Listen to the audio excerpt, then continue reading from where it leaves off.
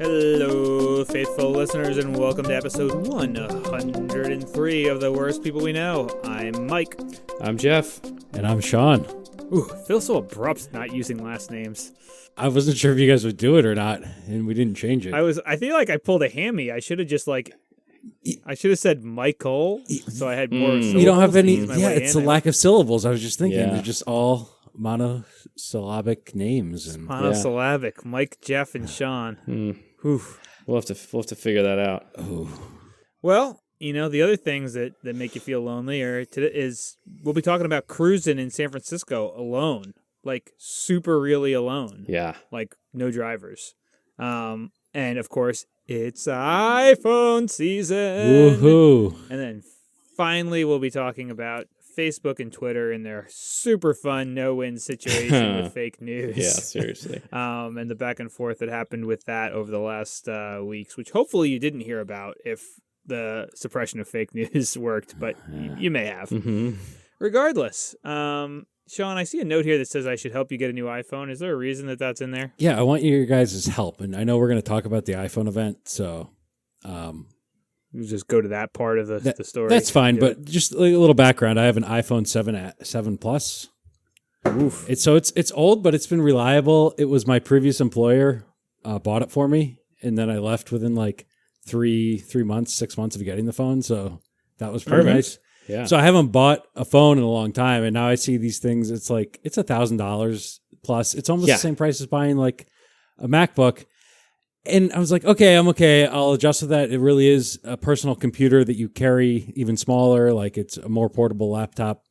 But then I'm getting all bogged down in the networks. And that I saw some article where like networks are now competing over rebates for the phones, but they shouldn't factor into a decision at all. Like I don't buy this ThinkPad laptop that's in front of me. I didn't buy it because it worked on the Verizon network. It's like I just expect it to work on anything. And I'm a little hesitant to shell out $1,200 on something where it's like, oh, this is your iPhone, but it's your AT&T one. So does that it's not even clear to me how much that matters anymore. But yeah, right. Interesting. Well, I mean, maybe we'll talk about that before we talk about Cruise because we're already kind of talking about it. But so one of the things that's interesting about the whole iPhone situation from Origin. You guys remember what you expected to pay for a new cell phone before iPhone came out? Yeah. Nothing? like yeah, Maybe like $50 if you had to get the one that like our friend that worked there upsold you on the kiosk. If you needed the brand new, newest, most cutting edge thing, you might pay $50. But otherwise, you were insulted by the company if they didn't pay for the full rebate. You're like, F you, carrier, for not paying for this phone. This is anger inducing. And then Steve Jobs is like, oh yeah, that sounds good. Ours is $600. Yeah. And everybody bought it because it was a lot better. Much better. Yeah. Yeah. It was that much better. Like you looked at two things that you could get: the most cutting edge from another company for free, or $600 from iPhone. You're like, I'll pay the $600. Well, I'm rewatching Breaking Bad right now, and I'm almost done. But it's hilarious to see them with normal like cell phones where they're breaking cell phones in half every 5 seconds. Yeah. Because they don't care because they cost like $30 for a burner phone. If you're buying iPhones, like you can't even get one. Like Sean, yours online would probably cost a couple $100, and it's what, 4 or 5 years old? Well, I was looking to trade it in. They'll give me, I think, $125 credit or something for it, and then you could probably sell it to somebody else for a little bit more. But yeah, I was surprised it was still had that much value. Yeah. I remember being in college and my friend was like sitting at the bar drinking. It was like our junior or senior year, and he was just like didn't like the tone of the phone call that he was on, and he saw that there was a trash can behind the bar, and he just threw his phone into the trash can behind the bar, and like the bartender's head whips around, and she's like, "Are you sure you want to do that?" He goes, "I'm good." Nice. Dumped it. Dumped it like it was a bird scooter. Didn't care. You still paid for the phone. I think what Apple did was kind of, because they've made such complicated devices now, and obviously other people have made smartphones too, but I think the iPhone has a lot to do with the trend of everyone using them. They took away the cost. Like you used to pay, we almost pay the same for like mobile service over time, but like a lot of it used to go to subsidize the phone, because even when they were giving us the phone for free, they were crappy compared to what we have today, but they were somewhat advanced technology. They had to pay some money for it. So you'd pay up front, or the company would pay for the phone up front, and then you'd pay that over the course of a 2-year contract. And now you see the contracts have kind of gone away, but it does look like there is some with the iPhones now. It's not clear to me. On their website, you can buy the phone and choose any carrier or no carrier / all carriers, and it's the same price. But I think there are like individual companies are still trying to give some rebates or sign up for a program, pay for it over 2 years or over 18 months, whatever it might be. And they'll give you do that direct from discount. Apple too. Yeah.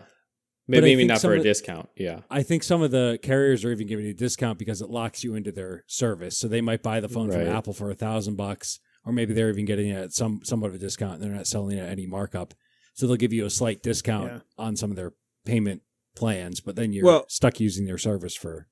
Yeah. Well, when I was interviewing at one company that I decided to drop out of because it was not something that I was interested in doing, but the founder and CEO of that company was on the original iPhone team. And I think he was like the lead engineer on that iPhone team. And so he was telling me, we were going out to lunch, we were talking, and they were trying to grapple with this whole concept of like, well, we're competing against free. And what you need to think about, right, is like, and even like when you were buying phones, like the thing that would stop me from buying an iPhone when iPhone came out wasn't the $600, was that, well, now I got to pay an extra $45 a month or something. And that felt like it was a lot, right? Because then that's like, I don't know, almost over $500 a year every year. That's meaningful, but right? That's how they're priced, right? Also, like they basically, so you put a down payment on it and then leased it back from them because they increased the fee.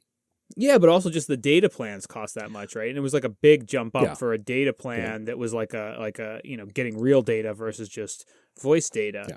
And so the reason that they were like, well, we feel confident we can get the companies to pretty much buy the phones for us. 'Cause the first iPhone, you paid $200 for the phone. But the company, like the phone was like AT&T, $600, paid $600 to Apple, right? And it was because that phone was so much better than every other phone, and AT&T had an exclusive contract as the only iPhone provider for 5 years. I forgot about that. They paid so much money for switchers, that I think like they were paying $540 per as like their cost of customer acquisition to get somebody to switch from Verizon to AT&T.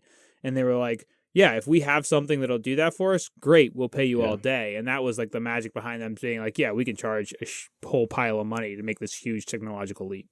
Well, if you think about it, back then, really, did they get you originally though? The first person I knew who had one was Jeff. I had one pretty early. I don't remember. I had the original iPhone. one. I think was the 3G. Oh, okay. I bought the first one. That's what got one. me to switch from Verizon to AT&T.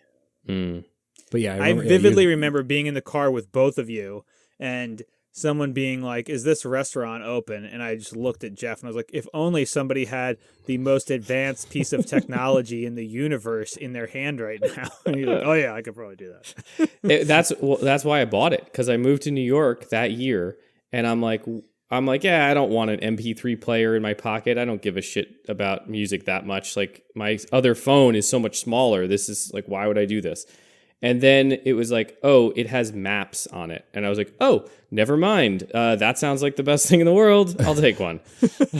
Well, you say like the size thing too. That's why I said, help me find a new iPhone. I don't know. I think I'm sold on the Pro one because I haven't bought one in a while. So might as well like get all the bells and whistles. But then they're like, do you want like large or like slightly large? And it's hard. In normal times, I might go to an Apple store. I don't know that I'll go in this pandemic, or I don't even know what the situation is, just to see it in person. Right. But it's hard. Like what I have now, I think the large one's about the same size as my phone, but screen is so much bigger because there's less of this blank space that the older iPhones have, like the blacker or white bar at the top and bottom. So I don't know if I need also the for biggest people who like the itty bitties. Like my brother-in-law, he's an itty bitty guy. Okay. He's Yeah. got like one of the older ones because they're shorter, and now they got a mini. Yeah, Yeah. we should go into like what they actually There's announced. so many sizes. So this is why I need help. So yeah, you guys are the tech and business podcast experts. I'm just here to learn. Tell me which iPhone I should get. Well, so iPhone's event was a couple weeks ago at this point. And so they announced the HomePod Mini. You have HomePods, right, Mike? We have a HomePod, but I am strongly considering getting 2 HomePods. The latest HomePod update from the Flynn household, if you'll recall, my recommendation from last episode was Don't use it. do not Don't carelessly automate. set automations. My wife yelled at me about that today. She's like, every time I'm going to throw your cell phone out the window. Every time you come home, I hear that the champ is here. I'm trying to talk to kids and I know. I agree. If she had said it instead of the HomePod, I mean, I think she wouldn't be in this situation, Mike. So it's only really she's the only one. to I blame, agree with like, you. If she You was are always like, the champ is here. 1000% correct. My husband, Mike, the champ is Yeah, home. if I got that every time I walked in the door, that level of affirmation that I don't have to pump myself up. Yeah.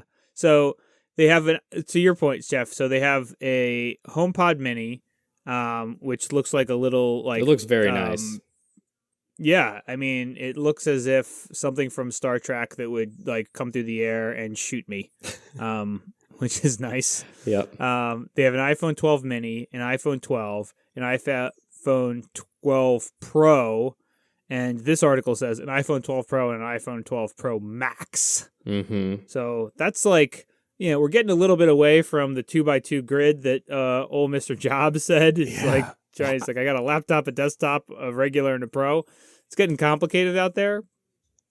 Yeah. This Which is one like do you what want? blows my mind. When they used to make like 2 or 3 ones, it's like, okay, we can segment the market. Now they're betting on like market size on all these different Right. models. Yeah. Well, and like for a long time they had one size, and like the story that Steve Jobs was saying is like, our industrial designers looked at everybody's hands and what their sizes are. This is the perfect size. Your thumb reaches everything. Like there's no reason for anything bigger. And then when you looked at the market, especially in the United States, iPhone dominated, except the only thing that Samsung had real market share on was larger sizes. So like, all right, screw it. We're going to a Going plus. bigger. And We're going You know 5 what they blades. and yeah, we're going 5 blades, people. So the iPhone 12 mini. So actually, we didn't even say what the price on the HomePod mini was. What was the price on the HomePod mini? Did they say Ooh. $99? $99. What a deal. It's a Get one pretty for good every deal. room. Yeah. I have to say, I'll say this. So Google had their announcement thing not too long ago, and they announced a new Nest speaker, which is their newest. It's not, I think it's $99 as well. And Google's designs are like, oh, okay, like that looks fine. Like it doesn't look bad. I don't know how I would make it look better, but I'm not like super wowed by it. Apple, you're just like, that looks really nice. Like, how did you make the almost exact same thing look that much better? But that's what they're good at. It's impressive. That is what they're good at. It is interesting how they can just release something that Google released just much better 3 Right, years later, yeah. and people are like, "This is amazing! I could have never seen this happening." It's like, well, we did. We saw a crappy version and we made it good. Right. The problem is it doesn't do as much, but unfortunately. Yeah, it is what it is. We'll get there. So 4 phones. So that's $99. Yeah, the phones. The iPhone Mini is $700. It's got a 5.4-inch display. The 12 is $800. It's got a 6.1-inch display. The 12 Pro is $1,000, also with a 6.1-inch display, but some fancy pants speeds and like a really fancy photo lens. And the Pro Max, $1,100, it packs according to this article, massive 6.7-inch display. Apparently, is 0.6 kind of inches ridiculous. is massive. Like the mini iPad that I still have somewhere is 7-inch display. Yeah. Like Yeah. this is the same size basically. So this is the other thing I was going to say. Actually, I'm just sorry to go back a second. Like Sean was talking about like watching old shows and they have like the feature phones. I saw the weirdest thing this week in a line. I can't even like wrap my head around what I was watching. There was a woman first of all, she cut me in like the COVID mask line to get into the grocery store, and like in like a pretty obvious, like basically she tried to walk right into the grocery store, and like the little door manager was like, "There's a line." She goes, "Oh yeah, no, yeah, I'm sorry, I'm just resting my drink here on these hay bales." And so then she basically went behind one person and ended up cutting like the other 5 people, but Jesus. she was on her iPad. Like just like she had an like not a mini, but like it was like a smaller iPad, not a Pro, and she's messing around with that, and then she puts it away in her purse, and she takes out a feature phone, and I was like, Wow. "You have a flip phone and an iPad. That If is you weird. are trying to avoid using the internet, was- why are you taking your iPad around places?" Was a flip phone like a really good, powerful hotspot or something? Like, I was so That is confused. I weird. didn't know what was happening. I'm assuming that she was paying for like the 3G or 5G on the iPad, Right. and was like, "I'm not going to pay for an expensive phone." It's just That is weird. I don't know. That makes I'm no twisted. sense. She probably likes to tell people, "Oh yeah, I just use a flip phone. I don't really like the whole addiction to social apps." And then she goes and uses an iPad. I was thinking she was like a drug dealer in your previous story, and like That could be. She wants an iPad. Is like she's always going through like a VPN or something like that, so nobody's tracing her there. And she's got these burner phones that she's stitching. Maybe it was just a burner. It wasn't her actual phone. Yeah. You know? You know what? She did look like she was a little shady. Obviously, she's a person who's willing to cut people in line pretty during shady. a pandemic. So, Pretty shady. moral flexibility at the very least. And she lives in Bernal Heights. Only 1 out of 6 people have a job there. So she probably doesn't have a job. That's the statistics at my household, whose address I won't be giving out, but I considered it for a second. So yeah, I mean, when you have an unemployment rate of, I don't know, 84%, you get a lot of shady characters out there with their iPads and feature phones and Gucci purses. Absolutely. And who knows what they're doing to make money at that point. So Probably selling Botox on the street. to help Sean make the decision, I think first we have to discuss if he's a pro or not a pro. Do you what are you? use your phone in a professional capacity, do you think? I'm definitely a pro. Oh, okay. Sometimes my phone rings and it's like a work call, and I get like a lot of anxiety and don't want to answer. This is why I bought it. This is why I got this thing. This phone should Pro. perform perfectly. I think it'll help with that. Yeah. Well, the Pro models have LiDAR sensors on them, so That is Elon doesn't care about them. But Yeah. How about the LiDAR impressed me, and I think it's to help with the cameras. I guess. Is what they Yeah. said. it has to do So- with they said low light situations I don't- because of like being able to bounce things off, Yeah. and then 3D room scanning. Yeah. Which I do that all the time. Just scan I mean, so well, many that could rooms. be the future. Like, Could. Well, so the examples that they gave in the presentation were like real, true professional applications, like people who have to. I mean, obviously, like they're trying to pump this thing up. So they used, I think, like it was like a Medtronic example of like people trying to like set up a laboratory that used to have to be like people were doing schematics, and they're like, oh yeah, they could do this in a couple of hours now with the iPhone. They're like just putting pieces in and whatever, like as if you're setting up your room, and instead of like an IKEA couch, you're setting it up with like a $20,000 like blood Machinery. centrifuge or whatever. The other thing, you know what the most impressive application of augmented reality that I've seen so far, and I only saw it this week, is though? What's that? Mario Kart Live. Have you guys heard of this? Oh, interesting. No, I have not.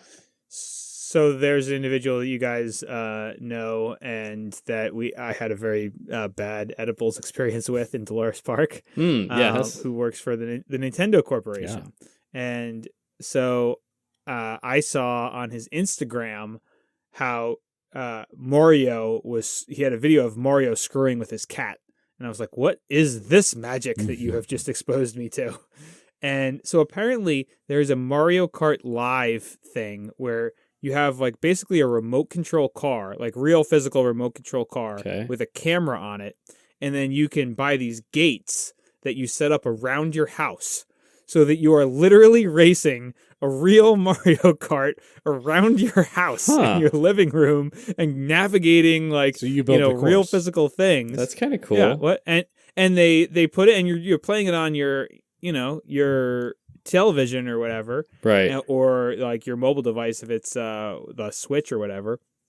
But they have all the things that you would have during Mario Kart, like speed ups and shells and all these kind of things that are added in as you're trying to navigate kitchen tables, which is that is kind of cool. I'm sure the novelty would wear off, but it looked awesome. Nintendo comes up with some very novel things, honestly. Like the Wii was so fun for a while, and then it was not that fun anymore. But it was brilliant. Yeah, exactly. It was brilliant for a while.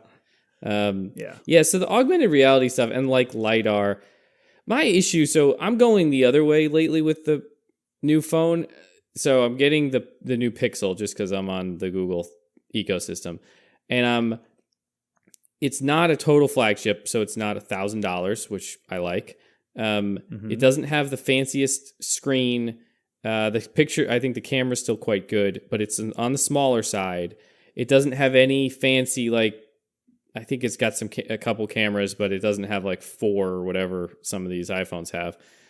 And I kind of like that about it. I don't need LiDAR. Like, there's a lot of cool gimmicks in that stuff. You don't need LiDAR until you need LiDAR.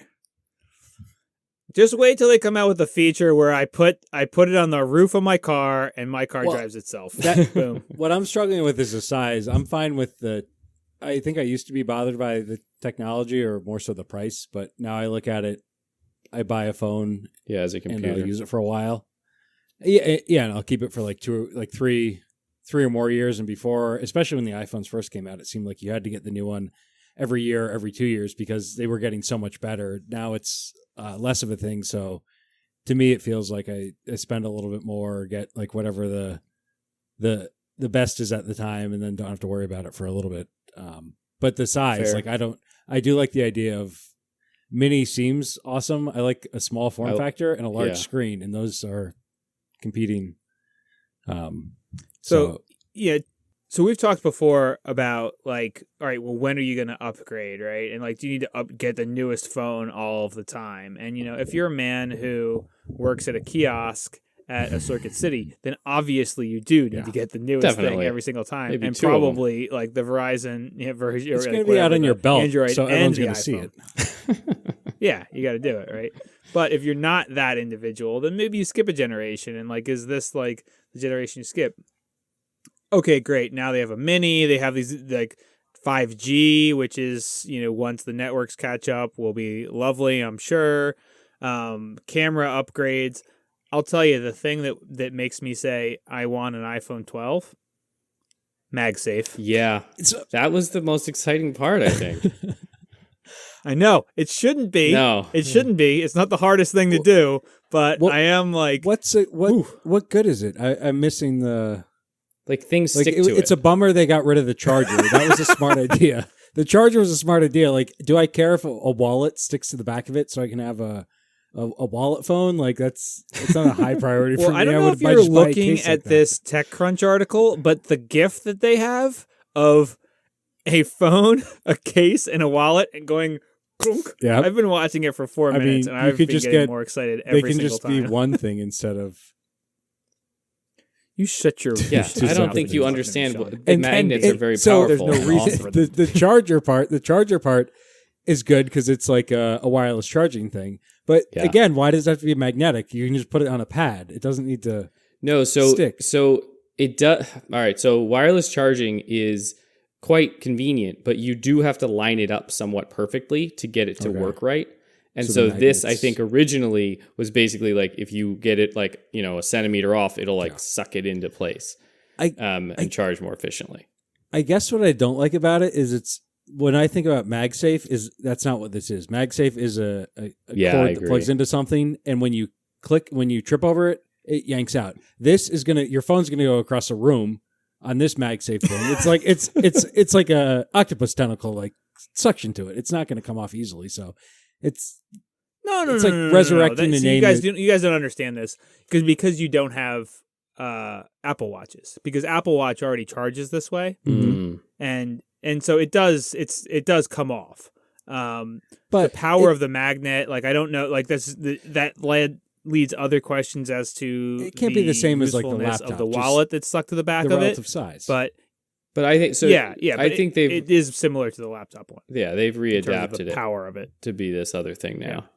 But the thing that like really gets me again, like as somebody who is, and there's billions of us, instead of dozens, there's dozens like of the never us. nudes. There's Dozens. billions of us who have the phone and the watch, and they have a duo charger. And for traveling, like that's always like, oh, I have to bring what's a traveling? stupid cord. Yeah, I got to bring 2 butt ends. I got to bring a butt end for my phone. I got to bring a butt end for my watch. I got to bring 2 cords. Like now it's all one thing. Boom shakalaka. MagSafe duo charger. Super excited about that. It does look kind of cool. I think it looks cool. I guess it's one of those things where I've had the wireless charging phone for a couple of years now. Haven't used it more than once when I put it on a Starbucks pad just to see if it would work. And that was the only time I ever used it. I do think if I had like a car with it in there, it would be very convenient. There's certain circumstances where it would be very convenient. But I like the idea of it. If I worked at Starbucks, exactly. Well, no, but I think that's the other element, right? Where it's like this is the ecosystem of and chicken and egg stuff. iPhone is by far the dominant platform. When iPhone moves to it, now you can have this be the thing at every place. Like it's not just going to be like, oh yeah, there's some Google Wallet in some random like Walgreens somewhere. It's like, all right, Apple Pay is doing it. Now everybody's got like, NFC or whatever the hell. No, that I don't called. disagree with that. I mean, well, I do. I think that stuff already kind of exists. Like wireless charging is already a thing in a lot of places, but you're right in that Apple is going to make it more of a thing. At the same time, I guess the most use I would have for it wouldn't be out in public. It would be at home. It's like supposed to make your life easier. But given having a charger thing out on the desk and putting it on there versus plugging my phone in, that's not that much different to me. Like I don't see much of a difference there. So I just don't have one because I don't. It's like the Starbucks application makes sense, or travel a lot for work, and you would if a coffee shop or an airport bar or something. If they had that, that's like a perfect application for it. You're just putting your phone down, waiting for a flight or waiting to drink your coffee. And it's like somewhat touchless. Like you don't have to plug something in. Like you have to think about it. You don't have to pay like a quarter at those weird little charging stands or something. Well, and then the other part, and this is like the big part, no charging port now. Right. Yeah, they're really closing up the phone. The rumor is that there won't be one like in the next year or two. So that should be interesting to see if that happens. Because there is still no charging port. There is still going to be a charging port on the MagSafe one? Oh, I think there's still a charging port this year. Yeah. Because it comes with a lightning cable. Oh, it does. They just got rid of the power brick part of it and the headphones, right? Which I am for. I don't know how you guys feel about it. I think that's fine. Yeah. Yeah.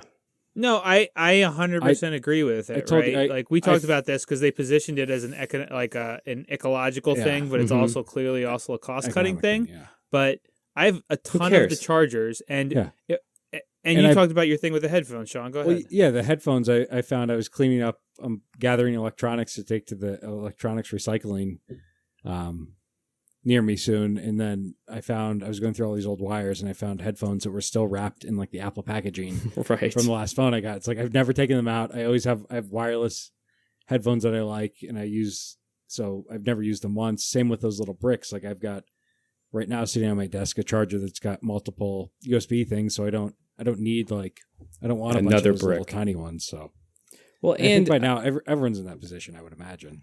I would think everyone has plenty of them. And or if you giving them away kind of just makes like psychologically makes you think that they're A, worthless, and B, like a throwaway item that should just be free. And so if you go, I have a great story about that. Okay.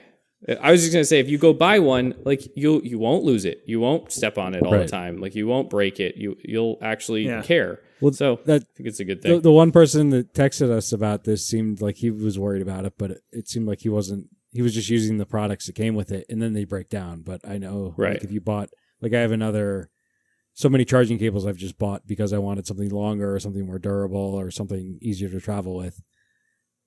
Yeah. So once you start buying stuff and you like it. Like I like that Anchor stuff. I think Yeah. you're on. I have way too many of those. Right. I have one phone and like 50 ways to charge it. So I may have told you guys this story, and I may have even told this story on the podcast before. But Dropbox is a company that famously they had raised a whole bunch of money, and they just spent it like drunken sailors. Like they had Like a startup should do. silver or platinum panda. Just like in their lobby, like for no reason, just like a very large platinum panda, just spending money for no good reason. And they started to like figure out, hey, we got to tighten our belt, we got to become a more serious company. They hired like a new CFO. We'll just get a gold panda next time. Oh no, well, so one of the things that they did was they kept the platinum panda, but like, the platinum panda is supposed to be this beautiful thing, so they just put a Post-it note on the front of it that just said, "This is an example of what not to do." So it was like they made it like this symbol of opulence and stupidity of like what they were doing before. They had their CFO give a presentation at a quarterly meeting. Because one of the things that they used to do was, hey, open floor plan, very San Francisco, startup-y.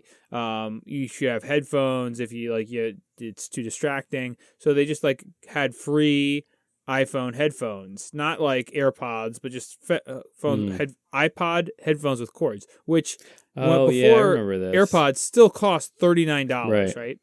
And so the CFO put up a slide saying that they have like 8,000, 9,000 employees at this point, that in the last quarter, they went through 8 sets of headphones per employee. Right? That is insane. They like hundreds of thousands of dollars they spent in a quarter on free headphones. And the guy's just like, are you eating them? Like, how do you need... What are you doing with them? How do you need 2 new sets of headphones per month? One of them also worked as a flight sense. attendant and was taking them on to like hand out to people on the planes, I think. Because that's the only other place I've seen probably, all of them, right? Oh, like, really? Just like, but that's the thing of like not giving a shit. Yeah, right? no, like, that's a good example. And not have moral hazard. Oh, God, it's free. And there's no way any one of those people would go through that many headphones if they had to buy them themselves. Oh, look, Yeah. I remembered to not. bring them. Weird how that works because I paid $10 for them. Like, yeah. No, that's well, true. it's like the other example at Eventbrite was when the CFO came on at a quarterly meeting and said, last quarter we spent $54,000 on coconut water. It's like, maybe I won't take 3 when I leave for the day next time to go to my spin Jesus. class. That's crazy. Yeah. So, Sean, nuts. I think you should buy the Pro, but not the big one. The big one Not just the seems Max. way too big. It does, but the way that they got me with the bigger 7 way back in the day when that seemed like it was too big was the better camera. And I do see like every time the phone gets marginally larger, they're like, yep, we'll cram in a slightly better camera. So Well, but I think they have the good camera in the Pro this time. they do, but they just have it just gets the even Pro. better to the max. It's like max. It's to the max, man. So this is one of the things from the presentation that was really interesting was they were giving examples of like people 5X. literally shooting movies on a phone. Like that's how good the Yeah, cameras that's have what I Yeah. want to do. They're And- good. Yeah. And I'm a fan of Mythic Quest, Raven's Revenge or whatever, Yeah. right? And they said their pandemic episode, they filmed those on iPhones. So which one? Wow. Which one do they recommend? The Max or the Pro Max? They don't even have one of these. They have an old version. What? Yeah. Yeah, they don't even Imagine have the one. show. Like- Imagine how the quality would be when you shoot the show. I know this is gonna Yeah. be perfect. Well, honestly, like we should just be throwing up our iPhone 12s, and that's what should be our streaming service for YouTube, Could do Yeah. that. for our YouTube episodes.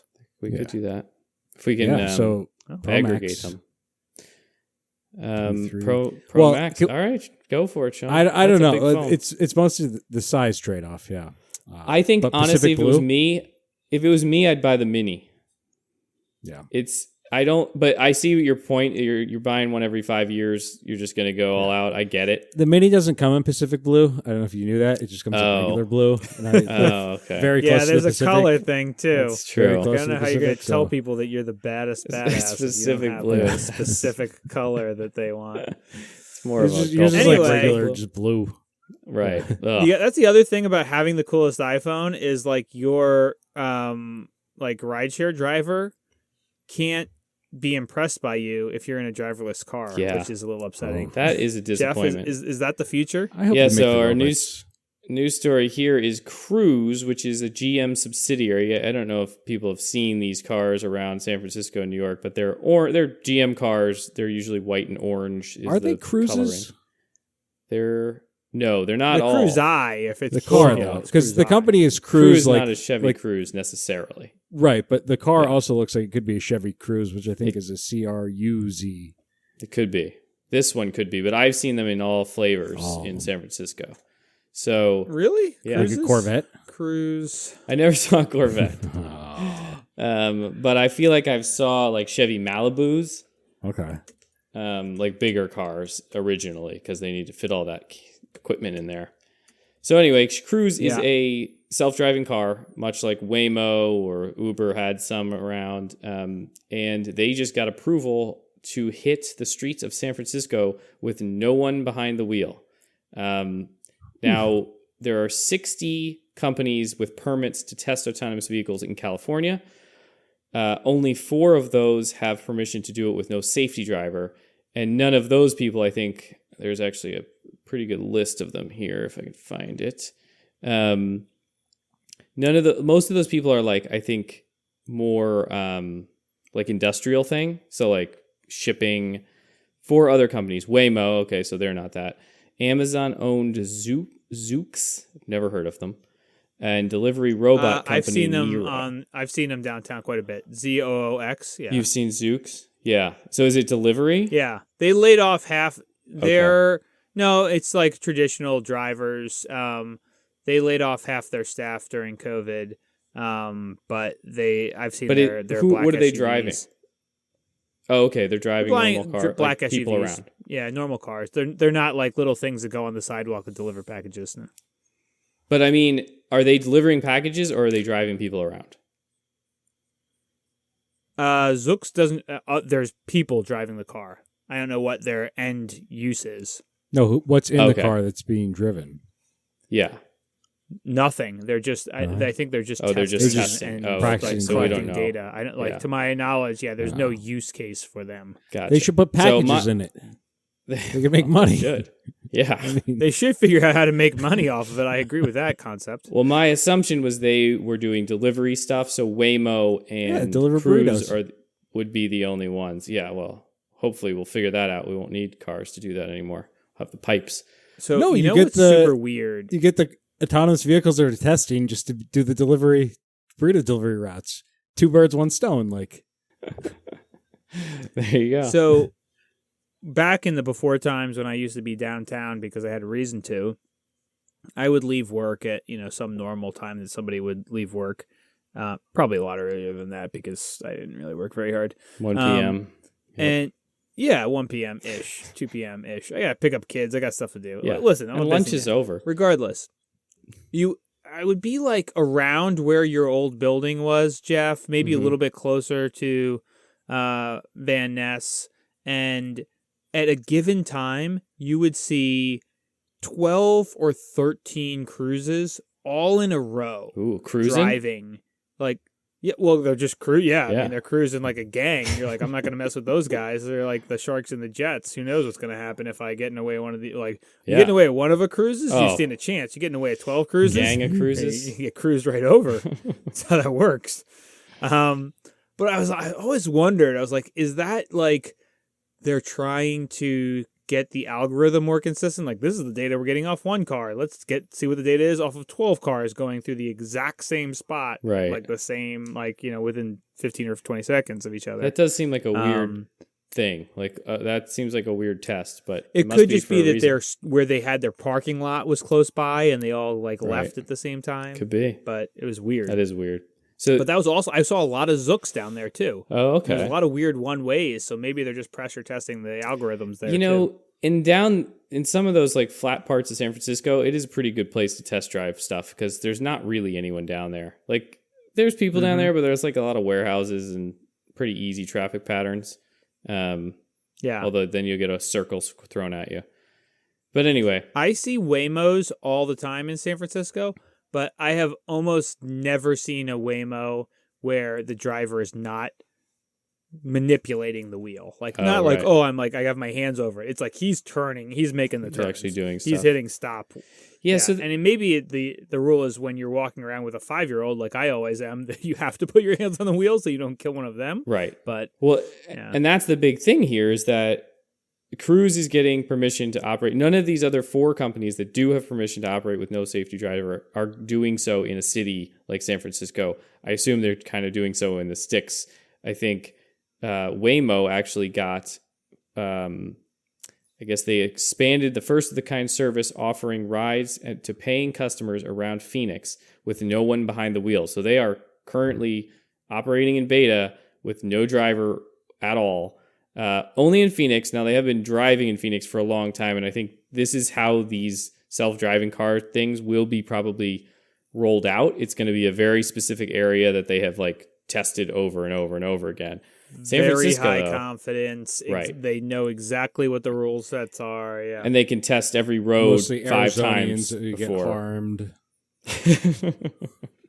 Well, I mean, I actually, like, if you think about, like, where would you want to test one of these things? I would bet, like, regardless, leaving the legislative part aside, that's obviously why they go to Arizona, because Arizona is, like, The Wild West. Yeah. no rules, whatever. Right. Hit as many meth heads as you want. But you would go to a place, Arizona is actually probably pretty good, because it's, it's the middle of the desert. Yeah. So I would guarantee Flat and you dry. that the majority of their roads are 4-way intersections, perfect like straight roads, Yep. as opposed to like New Jersey where you're dealing with curvy crap through hills, jug handles, whatever. Like you want to go to some place like Colorado or Columbus, Ohio, which is like perfect tease for no good reason every place you go. So like just very, Salt Lake very City, straightforward Utah. stuff. Salt Lake City, Utah. Yeah, it's Yeah. very, very similar, right? It's like these Western cities The newer that weren't cities. here for 200 years that are managing a lot of geographic terrain that is variable. Mhm. Flat, straight roads. Give me as many of those. Once I figure those out, then I'll deal with all your crazy things. But we'll see how, like, I wonder Yeah. if these vehicles that Cruise are driving, if it's only going to be in specific parts of the city, which are very predictable to them. It's a very good question. Yeah, we'll see how this goes. I mean, it's an interesting move because they definitely could have rolled out in the same place that like Waymo rolled out, or they could have just rolled out in a different city with all of those things we were just talking about, like the ease. Do you think they rolled out in San Francisco just to like get ahead of it or like be the cool tech whatever? Yeah, I mean, they're founded in San Francisco, obviously, and you get a lot more attention, I'm sure, from the press when you're in the hub of the innovation world, Right. and so I'm sure that has something to do with it. And Cruise, at least from like for whatever signal this is in terms of their internal confidence, I would say 18 months ago, I was looking when I was still working, and I was like, all right, if I want to go work someplace that's not at the place that I'm working at, there was a job that was like a director position in marketing that would have reported to somebody who had a similar background to my own professionally that I thought would we would have a similar understanding. And it was to be general manager and marketing for their cab service. Basically, they were going to do an autonomous driving cab service, and they were trying to hire for that 18 months ago. So I'm sure that the technology didn't move as fast as they thought, but they were that confident 18 months ago that they thought that they needed to start setting up the marketing to Interesting. blow this thing out. Yeah. Well, the CEO said in a blog post that they would have driverless cars on the road, and I think in a service before the end of the year, which is soon. Yeah, very soon. So assuming we'll the see. world doesn't end before the end of the year, Right. which is a pretty big assumption based on how this year's been going. Well, it's pretty good. is this a mitigation in case whatever Prop 21? I should know the number. What's the number? The Uber one? 22. Prop 22. If that doesn't pass, and these guys Yeah. come out in like December Right. Hey guys, with their we got a army of solution. driverless cars. They're like, "Oh, here we go. You You don't Yeah. have to put a I person. mean, as we talked about before, regardless of whether Prop 22 passes, that's what they're all trying to get to. Yeah. Oh yeah. Well, that's No, that's what I'm definitely saying. true. The timeline, though, by end of the year, they're like, this, we have to make sure it happens by then. So Well, let's go to other technology that doesn't work, like social media, Jeff. So Twitter, you guys probably heard by now, but Twitter blocked a New York Post article about Hunter Biden, the Democratic presidential candidate, Joe Biden's son. We had talked about it a bit. It seemed like a pretty ridiculous story, just on the face of it. Like, effectively, the story was he flew across the country to drop his probably very expensive computer off at a random store with a blind guy that was fixing computers, and that guy found a bunch of incriminating evidence on his laptop. And so they blocked it originally. Twitter blocked the story originally, even though it was coming from the Post, or maybe because it was coming from the Post. I'm not really sure. Is that a real how that newspaper? works. Like, I don't really know. They do break some real stories, but they also have a lot of bullshit. it's like one step above Jacko like on supermarket his backo. tabloid. Yeah. No, Yeah. I mean, they when Michael Jackson falls on his back, they have great headlines like Jacko on his backo. They do have some great headlines. The former congressman, is it Andrew Weiner? Is that his name? Anthony Weiner. Anthony. Anthony Weiner. Anthony Weiner was released from jail. It's like Weiner breaks out. Is their headline. I mean, so they are highly reputable. They sink all of their money into their headline writers, and they don't have that much for like the research part. But it's okay. The other thing that's Worth it. absurd is the person who was the lead, quote unquote, lead reporter on this has never published a story before. So never as a reporter. So Twitter blocked it, and then they backtracked on it apparently, which fair.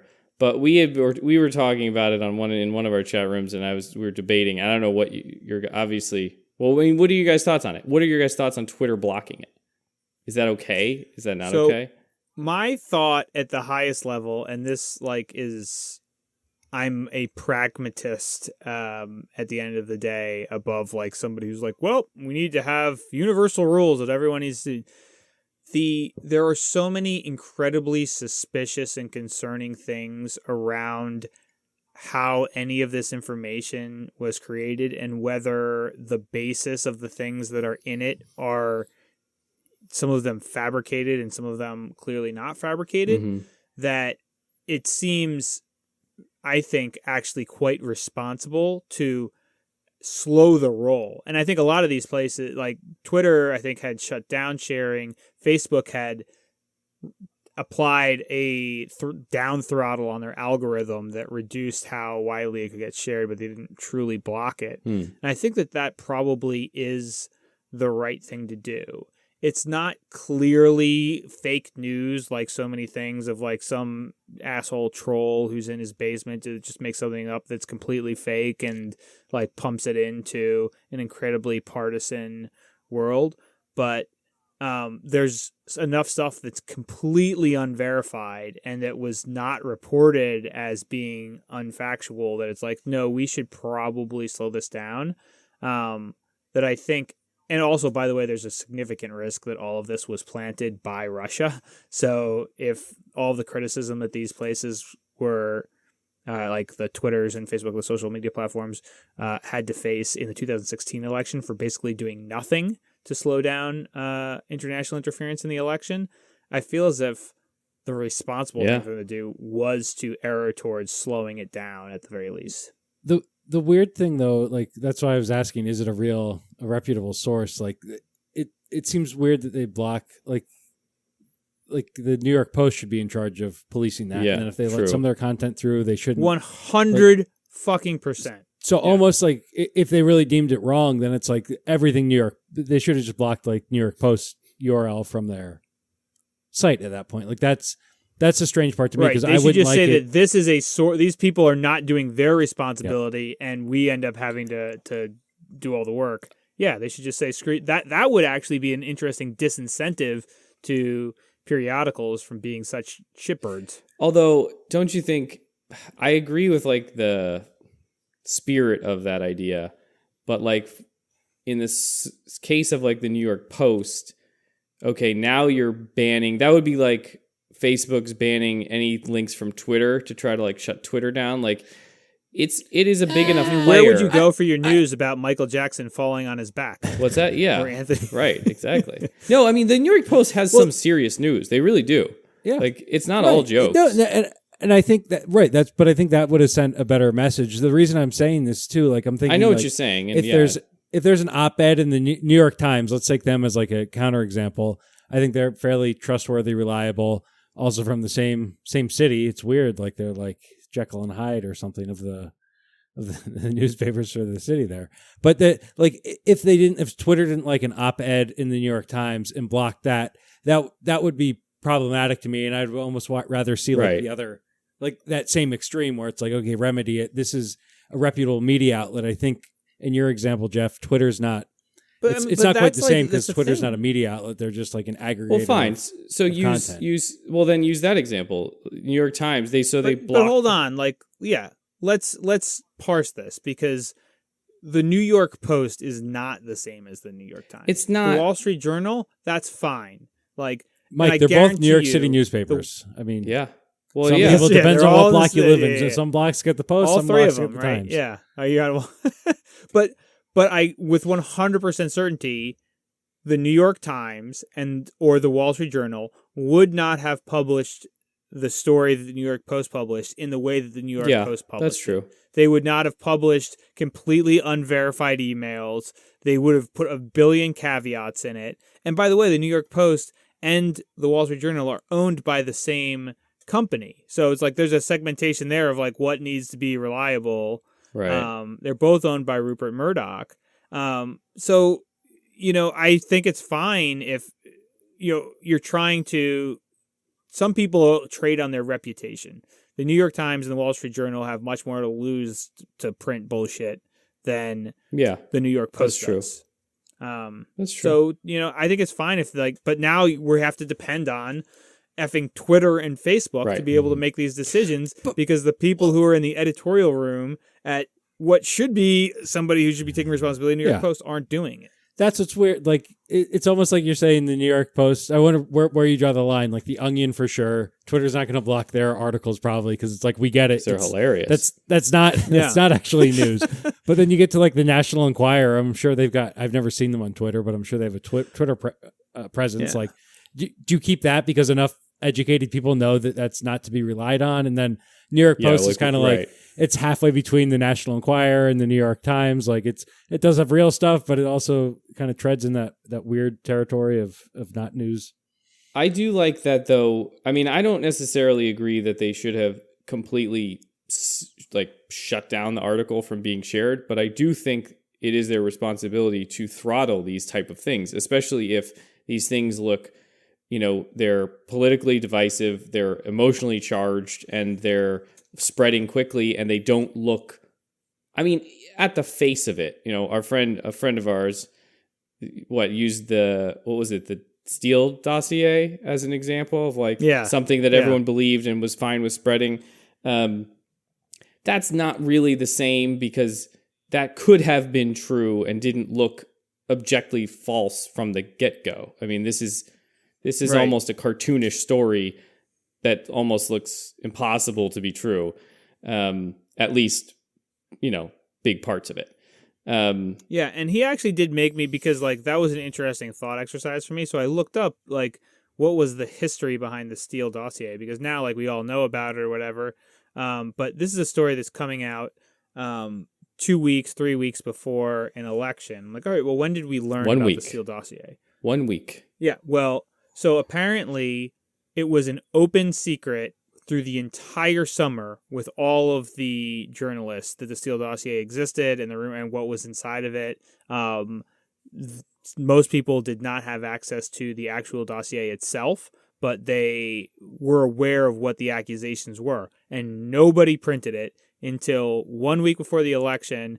One guy on Mother Jones printed saying there is a dossier and these are the allegations that are in it. Right. And even those, it wasn't explicit like, hey, Trump got pissed on in a Russian hotel. Right. It was he's compromised by Russians, and it was like an allusion to something like dirty that had happened. Mm-hmm. Like there is an allegation that this has that this is out there, and it was reported as an allegation, as opposed to there are emails that the New York Post is saying these are Hunter Biden's, and we're like, we don't know that those are Hunter Biden's. Right. The closest thing that we have is to say that a guy who lives in LA flew to Delaware for some reason to drop off 3 laptops. Only place I get my computers fixed, Delaware. It's to a pain in the blind butt, person who is a fervent Trump supporter with a sticker for the foundation of his Hunter brother on the Biden's front of it.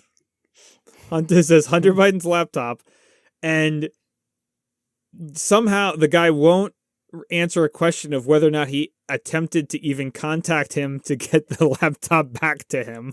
And he only charges $85 to repair a laptop, which seems like a hell of a deal. Mm-hmm. Plus, like there's just like everything about that seems absurd. Oh, by the way, my father, who is like a really well-known political figure, I'm going to drop this laptop off with incredible amount of incriminating information, including a 12-minute video of me smoking crack and performing sexual acts on a woman. That's the laptop I'm going to forget to pick up. Happens all the time. Just doesn't. Happens all the time. It makes no effing weeks sense. Before an election. Yeah, no, it doesn't. But whether or not it makes sense, I think, I think it's frustrating to me because I feel like I almost, as much as I don't feel bad for social media companies, I do in this situation because, I mean, even if you take just the one side, although I think it's true of both sides, the Republicans are railing on these guys for like silencing their voices and like, whatever. But they also want them to be more fair. It's okay. So they're trying to be fair. They're trying to not influence this election like they did the last one, which everyone is like you said, everyone is up in arms about. So the first thing they do, if it pisses someone off, everyone's all, they can't be the arbiters of truth, but they have to be. There's too much stuff out there.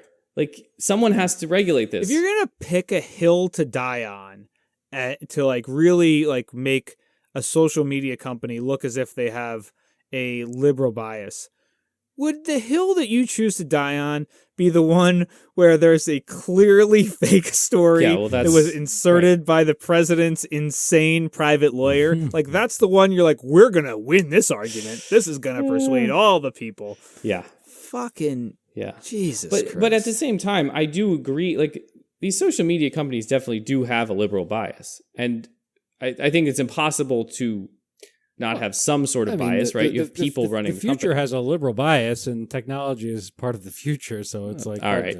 Well, that was a serious comment. But what was the comment that, what's his name? Stephen Colbert made at the White House Correspondents' Dinner with Bush? It's like, we know that facts have a liberal bias. Something like that. Oh, so you guys are disagreeing that, like, Jack Dorsey probably leans liberal? No, I'm saying because of, like, that they're just... You're saying it's better, so it's linked. okay? No. Just those two things occur together. Oh, I agree. Someone who's, like, liberal in the word often used as progressive, in technology is progressive, versus, like... the conservative, like when you just how the words go together, and I think that plays out in reality. But I guess my point isn't that it's bad that they have a liberal bias. My point is they're going to have a bias of some sort anyway, no matter what. And I do think if you're a human being that has to make a decision, you have a bias. Right. Like there's just that's life. And I would agree with that statement. And it does seem like they are trying to do the right thing most of the time. Although I have seen plenty of examples where it does seem pretty bad on the other side. It does seem like a biased situation where they're just banning Zuckerberg is evil. I think we can. Zuckerberg is evil. Like, but like, what are they supposed to do? They have to do something, and now everyone's yelling at them every time they do something. Yeah, who else is going to do anything? I think that there's a lot of really, really interesting emotional and like associative, like how your brain processes this stuff, elements that are difficult for these guys to navigate, because like if it was just about this is what a conservative principle is and this is what a liberal principle is, that would be one thing. But right now, many conservative things are associated with Donald Trump and the way that he behaves. And so if you have a bias towards liberalism, or you're being perceived as having a bias towards liberalism, in many ways, it means that you have a bias towards rationality and truth. Yeah. And that's like, in this exact time. Yeah. Yeah, in this time period, right? Like, it's not, I think that of the three of us, Jeff, we would say that you might be the most conservative. Yeah. But there's no question that Donald Trump is a fucking psychopath. And right? And for some reason, other people who are conservative, who are elected officials, feel the need to defend that shit, which is indefensible. And now it's like, well, if I'm against that, then I have a fucking conservative, a liberal bias. Like, no, I have a bias against batshitness, which is the world that we're living in. There is a sane world, a liberal world, and then the shit that we're living in Trump. And I'm against that. So I fall in these other two worlds, but that's a liberal bias, apparently. Yeah. Well, I mean, I generally agree with you. I think if it weren't for all this craziness, I would be leaning more conservative. But like, hey, let's get the wackadoodle out of the White House first. That is why I love that, Jeff. What you just said there is why I love Donald Trump, and I have to remind people of that. Like, he like lit a fire under all like the insanity. So you like that. It's like now that's all out in the open, and people can't hide. I don't think anymore. So I agree with you. Yeah, a lot of people, like Giuliani for one, but like all of these guys. He was a hero. He was an American hero. I don't know what happened to him. Yeah, seriously. All these guys like came out of the woodwork of like, oh, you're just following the guy in front of you. You don't ask yourself questions at all. Hey, Chris Christie is a changed man. I saw that he emerged out of the hospital after like a week in the ICU. I wasn't sure he'd lived through his COVID scare. And then he came out and he's like, masks are great. Listen to what the doctors say. Listen, like he was like. But was he pushing the opposite? See, Christie seems like someone that probably wouldn't be pushing that. No, even though he's Republican. He's a Trump, so I don't think he would vocally go like the other way. He just wouldn't say anything. True. And now he like came out as a cheerleader for like. Right. Yeah. He's not going to promote sending people to the gulag, but he's not going to stop anyone. Yeah, that's fair. Yeah. But that's like there's an interesting, because all of these guys are political animals, right? And what they're trying to do is figure out, this is actually like a significant portion of The Wire, where it's all, another career that's in flux. I can't do the right thing because it might prevent my next job, right? Right. And I can understand that, like when you're somebody who like is a regular working person and you don't have a lot of money, and you like, hey, if I like my boss is saying to do this thing that I like don't feel great about and I feel like a little bit immoral, well, what am I going to do? Get fired, or I have no career? Right. Like I can't switch jobs. And like, everyone else is doing tough. it too. If you're but if you're a fucking elected official, like seriously, you chose a job where literally your job is to be a leader, not a spineless piece of crap. Like, that is the only thing that you're supposed to do, is stand up for the thing that is right and not just, like, bend over. Sorry for whatever, if that particular phrase is offensive. But, like, just, Jesus Christ. Like, I can't, one of my favorite sayings in business, and that I tell younger people that would work for me, is, leaders stick their necks out. And when you stick your neck out, that means sometimes your fucking head gets cut off. And you have to accept that. And you have to, have the guts to say, I'm willing to do it, to do the right thing. And like I'm talking about freaking whether or not you should not do something stupid because the freaking chief revenue officer is asking you to do something stupid for a salesperson, not should we destroy democracy? like it's a lot easier to defend democracy in my view. Yeah. I don't know. The whole thing is so strange, and it is. I was thinking about this the other day. Someone tweeted something or texted me something, and it was, do you think that we're like the political landscape or the political machine doesn't really produce leaders, does it? I mean, it produces the people that please the most people at any given level. And so almost by definition, those people are spineless, sort of just noodles. Sycophants, garbage humans who will bend backwards. Well, I mean, someone needs to, they should in a way be representing the populace, but it's weird how that gets morphed and how there does need to be a line. I think a lot of people, I think this works both ways, but like if you take a vote that says, do you want to not pay taxes, or do you want the government to just give you millions of dollars? Everyone's going to vote yes, and that's going to pass. And someone needs to be there like, this can't happen because it's impossible. So like, let's roll this back and figure out something more normal. And those people, at least on the one side, and I'm not a huge fan of most of the Democrats anyway, but it seems like they're just completely out to lunch. Like, let's just do whatever the fuck we want. Well, and whatever he wants, actually, even worse, whatever this crazy ass guy wants, who was a joke until he somehow got elected president, and now we all have to pretend like he's a real leader. He was never a real leader. No. He was never a serious person. Don't you hear how often he refers to real leaders and the things he does to explain to you that he is a real leader? That's how you know he's such a good leader. I try not to listen to him. Maybe that's it. Yeah. Anyway. Yeah. So there's two things that that sort of makes me think about, and I'll just jump to the one that I think is actually more interesting there. So I'll go to the spending one first. So there was a thing several years ago called sequestration, right? And sequestration was supposed to be a thing where it's like, well, this will never happen. It was they passed a rule of where all of the budget for everything is going to drop by 5 or 10% or something if we don't pass something, right? And it was supposed to be an incentive for people to, the Republicans and Democrats, to come together and cut a deal. And they didn't cut a deal in time. Mm-hmm. And so everything dropped, and it was a big issue. And they called it the fiscal cliff. People were super concerned about it because it was sucking all of this money out of the economy and what was it going to do to the economy.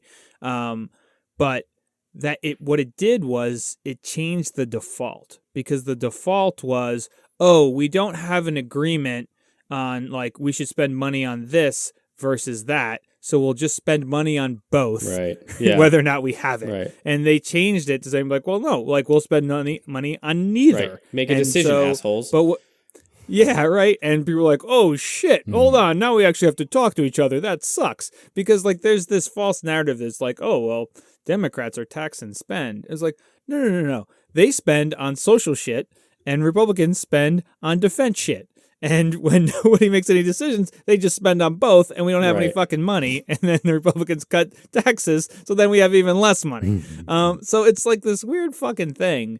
But I kind of like that that's what we should have, is we should just have a default where it's just hey, you want more for whatever, everything's going to go down unless you guys can figure it out, right? I like that. There should be some sort of roof. So anyway, that's term concept limits one. And campaign finance reform. Oh, term limits. Yeah. And, that's my point, is term limits should be, you should have people outside of the political machine really running things. It needs to be jury duty, right? It needs to be God damn it. Yeah. I have to go do, it's or getting drafted. It's I have to go do this for fucking 2 years. I don't want, this is I have a good job. I'm making good money. So I agree generally with what you're saying. I think there's some concerns there around regardless of the evil Emperor Mitch McConnell sort of situation where he's just becomes a more shriveled up turtle every year because evil is eating him from the inside.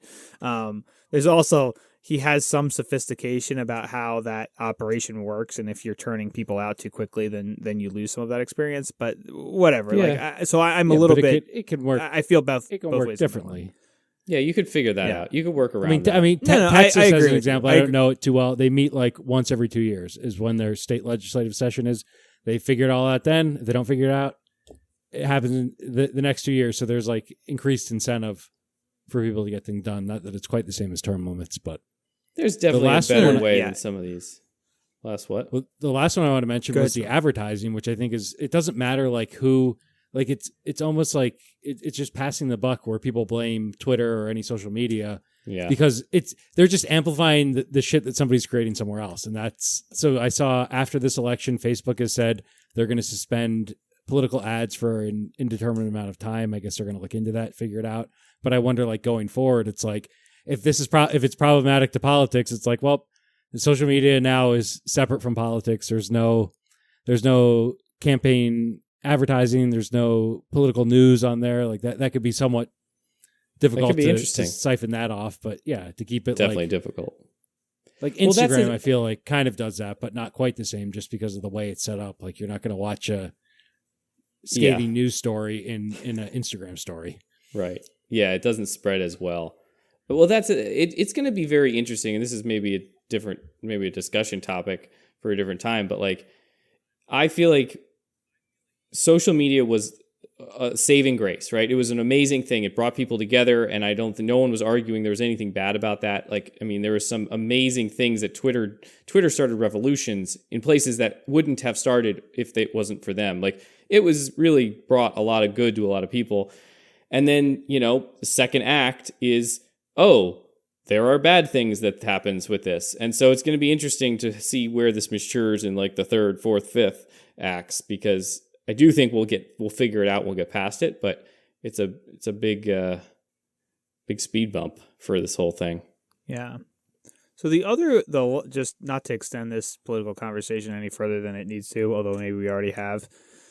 The other thing that has been popping around in my head recently and has been heavily influenced by the book that I've mentioned that I'm reading several times called Why Nations Fail. Why Nations Fail goes through like hundreds of years of various countries throughout the world around like, are you a free and democratic society or a society where it's inclusive and people have a voice to how the rewards of society's work get distributed, or are you autocratic and just a very small group of people or one person decides all of those things? And is there any way that you can get out of that, right?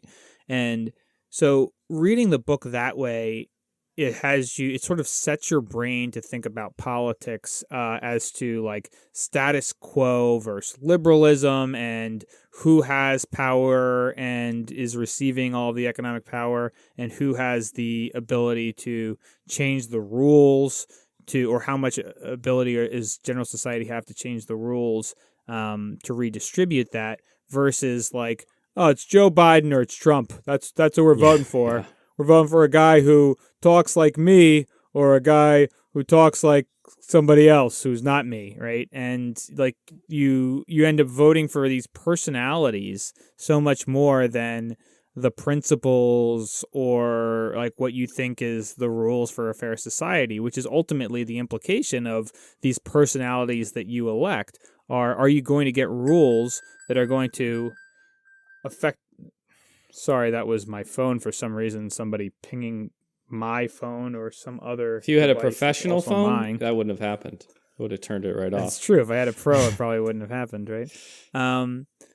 No, but like that's ultimately what you're voting for is like, am I getting a fair shake? And like, are the rules set up in a way that I agree with versus this person or that person, this personification, right?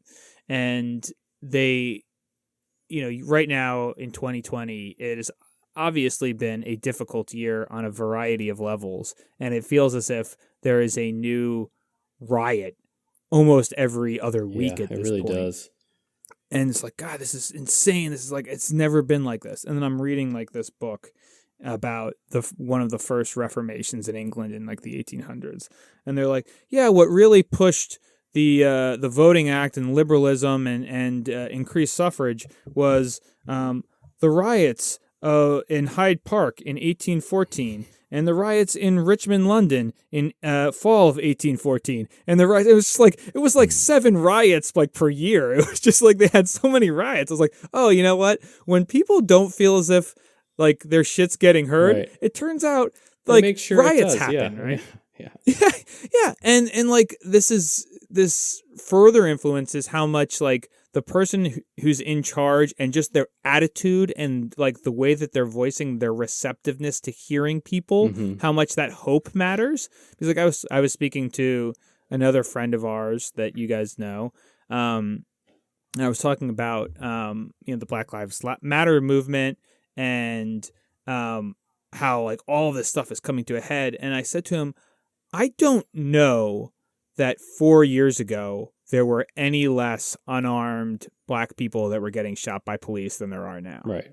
But 4 years ago, there was somebody in charge who, when those things were happening, was saying, this doesn't feel right. We need to do something about it. And now there's somebody in charge who's saying, screw you guys, go F yourselves. You guys are basically anti-terrorists. And that lack of hope that something could change, I think, is what pushes it over the edge to the system is not going to change for us, so we're going to change the system, and how you end up into a situation where people feel as if they need to go outside of the system to create change. So anyway, chew on that for a lighthearted podcast about technology. It's a beautiful thing, I think. Yeah. Yeah. It is, in a way. That was like I my mean, biggest fear of Hillary Clinton would just be like more of kind of the same. I mean, honestly, we did need something to shake it up. I just wish it wasn't him and it wasn't this dramatic of a shake. So much military spending was. too. There isn't anybody good to fight, so we can just split it in half. Each of us get some. We fight each other, see who wins. Yeah, exactly. Well, that is what's happening, right? That's definitely what's happening. It's a good time for us. America's not really going through it's a 10-year-long bull run. Everything's great. And we just need something to we're only in be 3 wars about. But we're not really. Like, it doesn't affect anyone's life other than the people that are like literally over there. It's just such a... Which is maybe part of the problem. Like, if we were really in a war, we would be a united country. I feel like we're kind of in a war, a lesser one, but our wartime president has come out and said that it's a war against this pandemic, and we did not do a very good job uniting against that. No, so we did it's not. It's hard to say if it was a human enemy, if we could hate a human more than a virus, maybe. Speaking of which, I was at a bar here in Florida. Oh, yeah. There was not one mask in sight. Oh. It was amazing. It was an outdoor bar. Indoors? No, it was outdoors. Indoors? Oh, outdoors. Well, so I think when you're at a bar, though, too, it's tough because you're there to drink. It just seems like they shouldn't be open. Yeah. It was weird because it wasn't, you're right, and it wasn't like people were going to, like if you go to a restaurant in New York, no one has a mask on, but no one seated has a mask on. The servers have masks, and the people walking through the restaurant. Did the employees not have masks on? Literally, there was not one mask there. Wow. The employees didn't have it. The employees were hugging people that they hadn't seen in a while. It's a Florida bar. I used to travel to Florida a lot for work, and I've been to a lot of Florida bar and grills like that. I feel like you're already flirting with danger. Like Corona hasn't made that big of a difference to them. Hasn't changed a whole lot. Maybe they were wearing closed-toed shoes as servers, which is like a mask for your toes. Yeah, that could have been. It could be. That would be a big sacrifice for those guys. Yeah. Anyway, it was interesting. Recommendations? Recommendations. My recommendation, wear a mask if you go to a bar in Florida. Or don't go to a bar in Florida. Maybe that's my recommendation. I don't know. It was pretty nice, though. I mean, 80 degrees on the water, palm trees, tiki hut. Not bad. Yeah, maybe it's worth the coronavirus. We'll see. My recommendation is, I was just talking to somebody about this recently. I've talked about it before, but password management. I use LastPass. Netflix? What? No. Because of Netflix? Is that on Netflix? I use LastPass, and the idea is, have one password for Gmail and then one password for LastPass, and then just have it remember all of them. Change them all, make sure they're all different.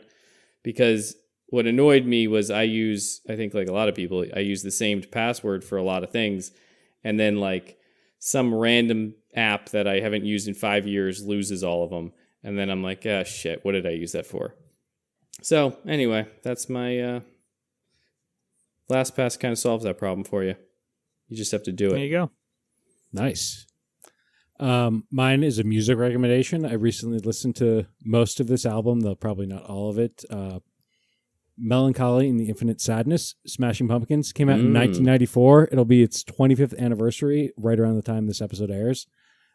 There's a re-release that's on Spotify that's like 8 hours long for some reason, but I think the original album was 2 CDs, so it was long, like maybe an hour or two. But yeah, I remember that. There's 7 hours of it on Spotify if you really want to get into it. I remember Mike Flynn had the album on his CD player Oh yeah, it's a great It one. is a good one. It is a good one. Nice. All right. Shameless plugs. Shameless plugs. Shameless. Bookcasecoffee.com. It's where you buy delicious artisanal roasted coffees. You should go do that. Go get some. Thebubbleboard.com. Check it out. Follow your stocks there. It's free. Thebubbleboard.com. twpwk.com. And don't forget to go to that website and then link to our YouTube channel. Like and subscribe. Yeah. Once we get to our 10 subscriber milestone, I have an exciting video to release. So get out there and subscribe, listeners. I like it. You guys better get on that. We're pretty close. Get on it. All right. We'll talk to you next week. Bye-bye. Bye.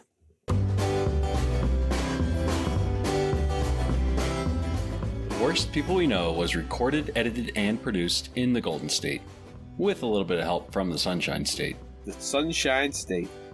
Gorgeous. Thank you for listening. If you like what you've heard, please subscribe and find us on Twitter at TWPWK. Thanks.